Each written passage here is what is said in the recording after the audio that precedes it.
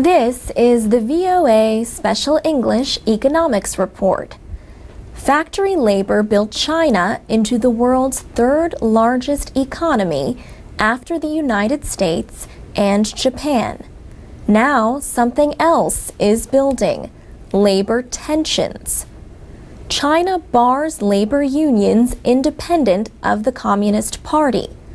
But George Haley at the University of New Haven in Connecticut says labor unrest is common and is not new. There has been a large amount of action among workers for higher pay. Disputes are especially common in the Pearl River manufacturing area in southeastern China. Companies there have resisted raising wages. For years, millions of Chinese from inland provinces have flooded into eastern industrial centers.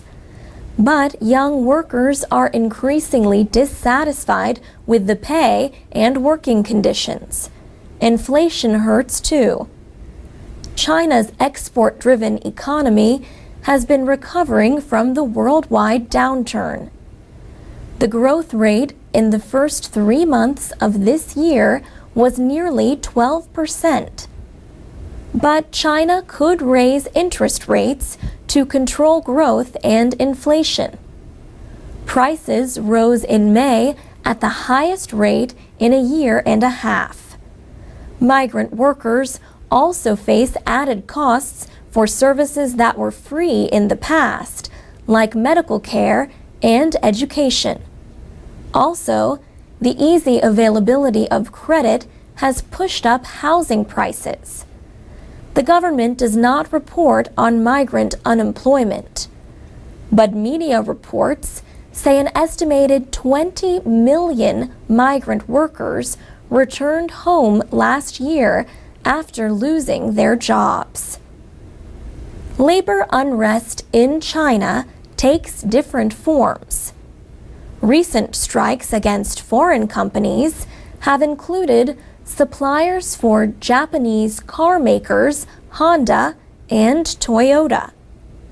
In Shenzhen, at least 10 employees at factories owned by Taiwan's Foxconn have killed themselves since January.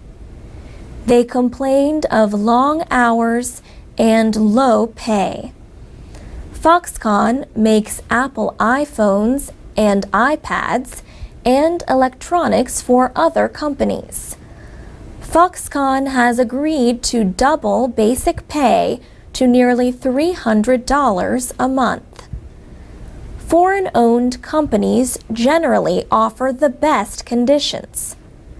Professor Haley says profit for the average Chinese company is less than 5%.